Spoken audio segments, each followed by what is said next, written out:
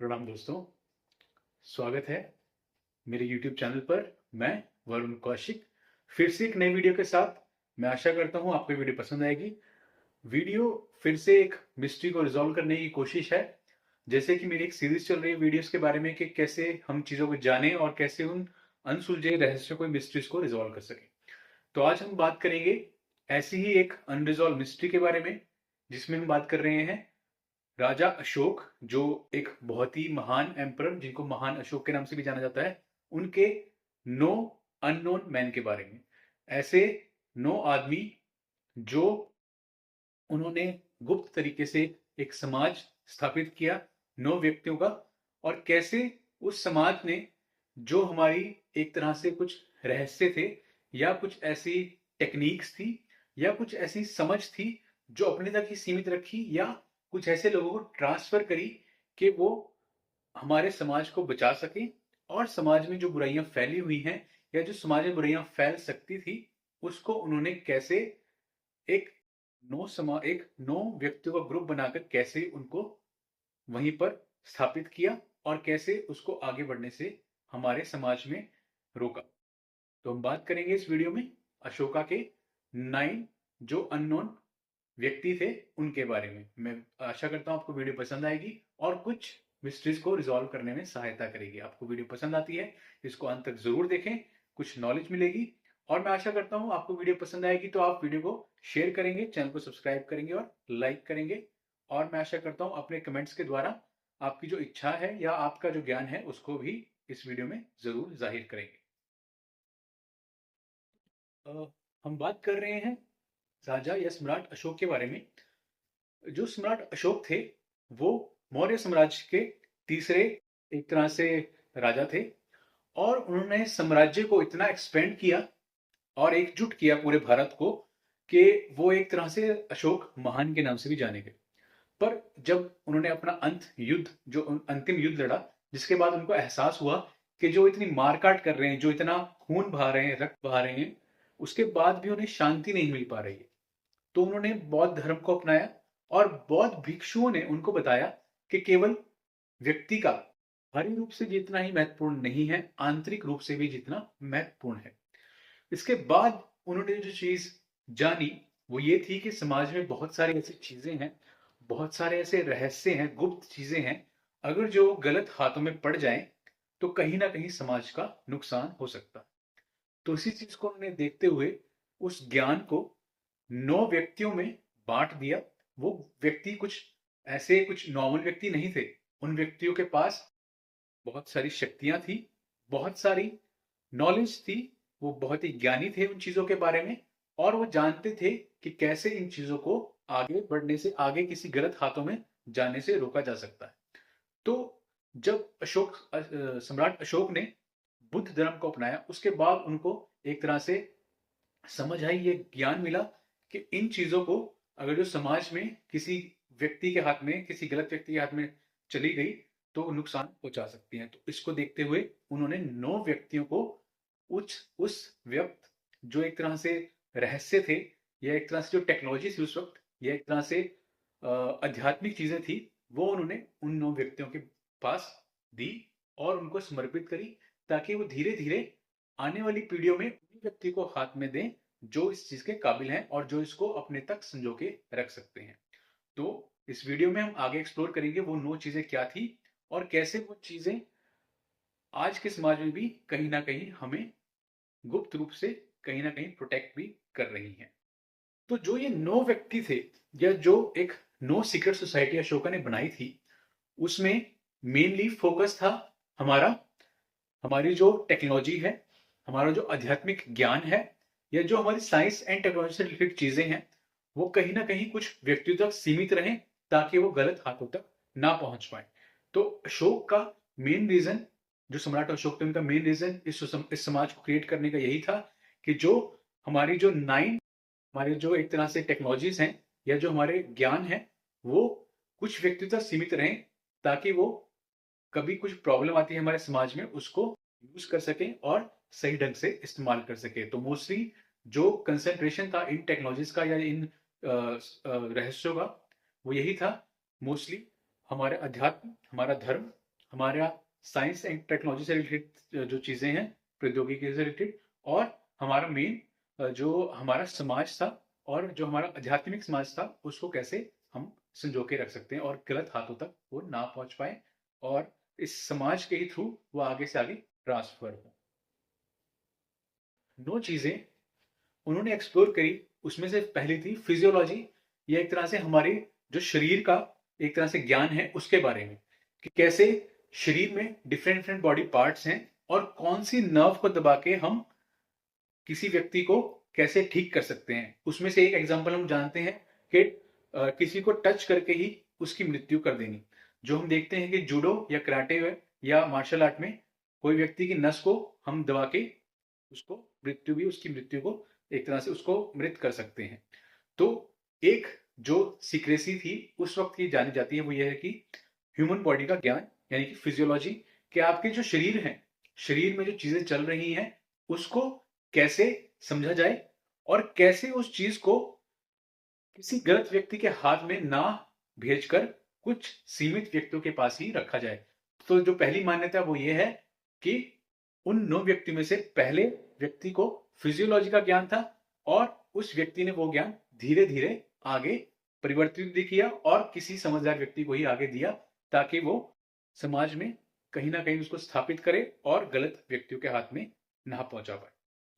इसमें से दूसरा ज्ञान था ग्रेविटी के बारे में, कि कैसे ग्रेविटी को कंट्रोल में रख के हम कोई भी चीज फिजिक्स के माध्यम से ऊपर उड़ा सकते हैं, या ग्रेविटी को एक तरह से रोक कर कैसे ग्रेविटी के द्वारा हम विमान या कोई भी चीज हमारी पृथ्वी पे बैलेंस कर सकते हैं। तो दूसरा मेन चीज जो दूसरा एक तरह से व्यक्ति को ज्ञान मिला वो था अपने संजो के रखने के लिए, वो था हमारा ग्रेविटी से रिलेटेड, यानी कि कैसे विमान को हम फिजिक्स के द्वारा उड़ा सकते हैं और कैसे ग्रेविटी को एंटी ग्रेविटी टेक्निक के द्वारा हम चीजों को बैलेंस भी कर सकते हैं। तीसरी जो चीज थी वो थी हमारे रिलेटेड समाज से रिलेटेड, सोशियोलॉजी से रिलेटेड, कि कैसे समाज में जो बुराइयां फैली हुई हैं उनको किसी एक्सटेंट तक ना ले जाकर कहीं ना कहीं सीमित रखा जाए और जो हमारे जो एक तरह से समाज है उसको टूटने से कैसे रोका जा सकता है। आजकल हम देखते हैं कि उस वक्त जो हमारा एकजुट समाज था वो कहीं ना कहीं आजकल बिखराव के मोड़ पर है। तो कहीं ना कहीं जो सामाजिक स्थिरता थी वो अब अस्थिर हो चुकी है और धर्म जाति के नाम पर हम काफी बिखर चुके हैं। तो जो एक तीसरी चीज जो उस वक्त उस व्यक्ति के पास थी, जो तीसरा व्यक्ति उस अननोन समाज का था, वो कहीं ना कहीं ये कहा जा सकता है कि वो सोशियोलॉजी के बारे में थी, सामाजिक ज्ञान के बारे में थी। तो ऐसी ही चीजें बहुत सारी उनको मिली कि कैसे समाज को तोड़ने से बचाया जा सकता है। तो जो एक थ्योरी है, एक एक तरह से थ्योरी है, ये एक तरह से कह सकते हैं कंट्रोवर्शियल, या बोलते हैं कि एक तरह से थ्योरिटिकल वे है कि क्या उस समय सम्राट अशोक ने उन चीजों को आगे ना बढ़े। और चौथा ज्ञान था वो था कम्युनिकेशन के बारे में। उस वक्त माना जाता था कि हम केवल केवल जो पृथ्वी पर लोग हैं केवल उनसे ही कम्युनिकेट नहीं कर सकते, बल्कि जो हमारे एक्स्ट्रा टेरेस्ट्रियल हैं या हम एक ग्रह से दूसरे ग्रह तक भी बात कर सकते हैं। और आजकल हम देख रहे हैं कि शायद वो टेक्नोलॉजी हम एक्सप्लोर भी कर सके, बट अभी भी हम वो पूरी चीजें जान नहीं पाए हैं। तो एक जो फोर्थ मेन चीज उन अननोन व्यक्ति के बारे में ये थी कि वो कहीं ना कहीं जानते थे कि कैसे एक्स्ट्रा टेरेस्ट्रियल लोगों से कम्युनिकेट कर सकते हैं, एलियंस से बातें कर सकते हैं। केवल हम जो पृथ्वी पे लोग हैं उनसे कम्युनिकेट नहीं कर सकते, हम पृथ्वी के बाहर भी बातचीत कर सकते हैं और ज्ञान का एक्सचेंज कर सकते हैं दूसरे लोगों से। और कैसे हम एक्स्ट्रा टेरेस्ट्रियल लोगों की मदद लेकर अपने समाज को या अपनी जो पृथ्वी है उसको और ज्यादा बिल्ड कर सकते हैं। तो इसके बाद जो पांचवी चीज थी मेन वो ये थी कि प्रोपागेंडा।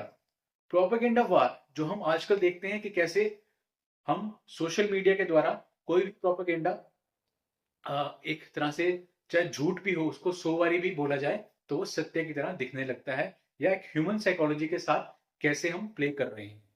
तो एक फिफ्थ जो व्यक्ति था उसके पास ये शक्ति थी, या एक तरह से प्रोपागेंडा और साइकोलॉजी के बारे में वो बहुत ही अच्छी तरह से जानते थे और उन्होंने देखा भी कि अगर जो इस चीज़ को फैलाया गया या कोई गलत व्यक्ति इस चीज़ को जान पाए तो कैसे वो हमारे समाज का भी नाश कर सकता है।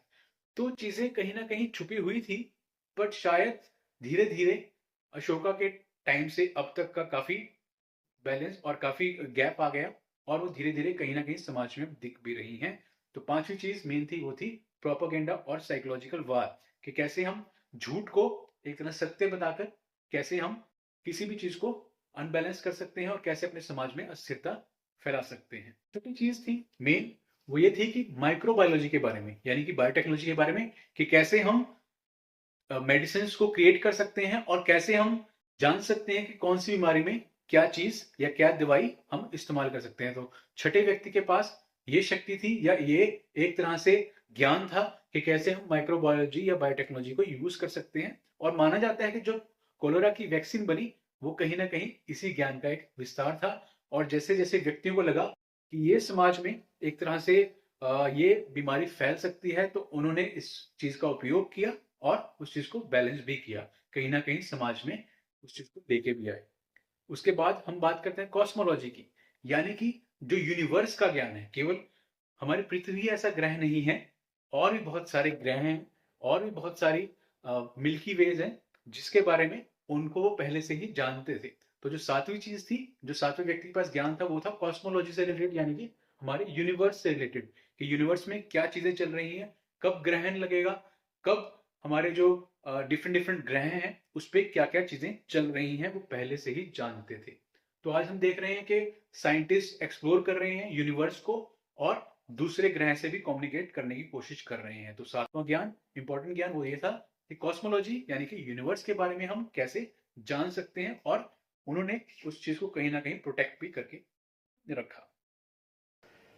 तो जो आठवीं चीज थी वो थी ज्ञान रिलेटेड टू लाइट, कि कैसे लाइट का कैसे इन्वेंशन किया जा सकता है और कैसे लाइट को एज अ वेपन भी यूज कर सकते हैं।